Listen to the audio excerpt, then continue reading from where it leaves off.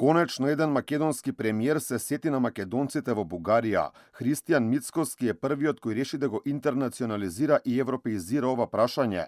Промената на дипломатската плоча по промената на власта предизвикува паника во Софија. Тамошните аналитичари предупредуваат дека јасниот став на владата на Македонија не е добра вест за Бугарија, особено потенцирањето на македонските црвени линии дека нема прифаќање на уцени и условувања и дека преговорите во иднина ќе се водат на реципрочна основа. Според поранешниот пратеник Велизар Енчев, ставовите и фактите кои Мицкоски ги представува пред Европската Унија може да бидат проблематични за нив. Вели за разлика од претходно, првпат македонските политичари ги ставаат македонците од Пиринскиот дел како тема во Брисел.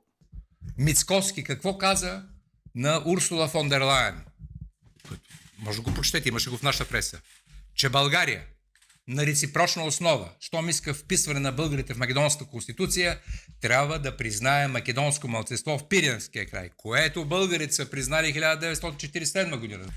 За първи път Македония европеизира, интернационализира въпроса за македонско малцинство в Българија. За нарушување на правата на македонците во Бугарија, нашинците таму има 13 пресуди од судот во Страсбур, кој официјална Софија не ги почитува. Енчев вели токму тие пресуди се голема предност за Македонија пред официјален Брисел. Според него, дополнителен проблем е што се чекаат уште неколку пресуди кои треба да ги добијат македонците. Ние твърдим, че в Пиринския край има македонци, за което имаме доказателство. 13 присъди в съда в Страсбург за Омо и Линден.